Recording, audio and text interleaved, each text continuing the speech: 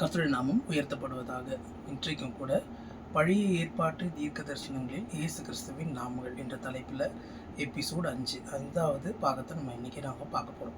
So இது வரைக்கும் நம்ம ஒரு சில பெயர்களை நம்ம பார்த்தோம். இன்றைக்கும் நம்ம பார்க்க போகிற பெயருக்கு முதலாவது ஒரு ஹிண்ட்டை நான் கொடுத்துட்றேன். அதாவது வேதாங்கமத்திலே முதல் இயேசு கிறிஸ்துவை பற்றி சொல்லப்பட்ட தீர்க்க தரிசனம் இங்கே தான் இருக்குது. ஸோ அது என்ன அப்படின்றத பார்ப்போமா. ஆதியாகமம் 3ஆம் அதிகாரம் 15ஆம் வசனம் நான் வாசிக்கிறேன். உனக்கும் ஸ்திரீக்கும் உன் வித்துக்கும் அவள் வித்துக்கும் பகை உண்டாக்குவேன். அவர் உன் தலையை நசுக்குவார், நீ அவர் குதிங்காலை நசுக்குவாய் என்றார் அப்படின்னு சொல்லப்பட்டிருக்கு. இதில் நமக்கு எல்லாருக்கும் தெரியும் என்ன பண்ணுச்சு, இங்கே என்ன நடந்துச்சு அப்படின்றது நம்ம எல்லாருக்குமே தெரியும். அப்போது சர்ப்பம் என்ன பண்ணுச்சு, ஏவாளை வஞ்சித்ததை நம்ம பார்க்குறோம். அப்போது வஞ்சித்ததுக்கு பிறகு ஆண்டவர் என்ன பண்ணுறாரு, அந்த சர்ப்பத்தை சபிக்கும் பொழுது என்ன சொல்கிறாரு, உன் வித்துக்கும் அவள் வித்துக்கும் என்ன பண்ணுவேன், பகை உண்டாக்குவேன், அவர் உன் தலையை நசுக்குவார் அப்படின்னு சொல்லப்பட்டிருக்கு. அப்போது இதில் வித்து அப்படின்றது பார்த்திங்கன்னா இங்கிலீஷில் சீட் அப்படின்னு சொல்லப்பட்டிருக்கு. எபிரேய மொழியில் இதை பார்த்தீங்க அப்படின்னா ஜெஹ்ரா அப்படின்னு சொல்லப்பட்டிருக்கு. ஜெஹ்ரா அப்படின்னா என்ன அர்த்தம் அப்படின்னா விதை அல்லது சந்ததி அப்படின்ற அர்த்தத்தோட அந்த அர்த்தங்களோட அந்த வார்த்தை வருகிறது.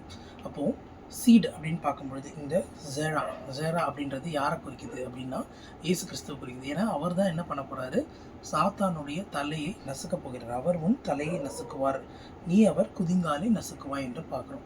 அதே போல் யூதாஸ் காரியத்தை இயேசு கிறிஸ்துவ காட்டி கொடுக்க போகும்போது தன் குதிங்காலை அவன் உயர்த்தினான் அப்படின்னு சொல்லி அந்த வார்த்தையும் சொல்லப்பட்டிருக்கும். ஆனால் அவனுடைய தலையை யார் நசுக்க போகிறாரு, இயேசு கிறிஸ்து அப்படின்றது இந்த ஆதியாகமம் 3:15 சொல்லப்பட்டிருக்கு. அது புதிய ஏற்பாட்டிலையும் என்ன பண்ணியிருக்கு, நிறைவேறிருக்கு. அப்போது இந்த விதை அப்படின்னு சொல்லும்பொழுது விதைனா என்னது அப்படின்னு நம்ம வேதத்தில் நம்ம பார்க்கும்போது லூக்கா 8ஆம் அதிகாரம் 11ஆவது வசனத்தில் என்ன சொல்லியிருக்கு அப்படின்றத நம்ம பார்ப்போமா.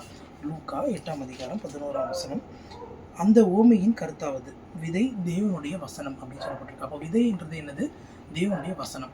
இதே நீங்கள் இங்கிலீஷில் பார்த்தீங்கன்னா வேர்ட் ஆஃப் காட் அப்படின்னு இருக்கும். அப்போது வார்த்தை. அப்போ விதை என்பது வார்த்தை. நம்ம யோவான் 1:1 பார்க்குறோம், ஆதியிலே வார்த்தை இருந்தது, அந்த வார்த்தை தேவனிடத்தில் இருந்தது, அந்த வார்த்தை தேவனாக இருந்தது அப்படின்னு சொல்லி பார்க்குறோம்.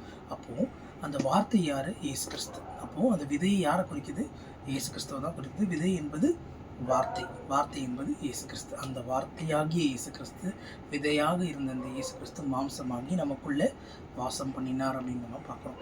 அப்போது எவ்வளோ ஒரு அருமையான ஒரு விஷயம் இல்லை. ஆண்டவர் அந்த விதைக்கும் இந்த வசனத்துக்கும் அந்த விதைக்கும் தேவனுடைய வார்த்தைக்கும் சம்மந்தம் இருக்குது. அதையும் நம்ம பார்த்தோம். ரொம்ப அருமையாக இருக்குல்ல அவருடைய நாமம்.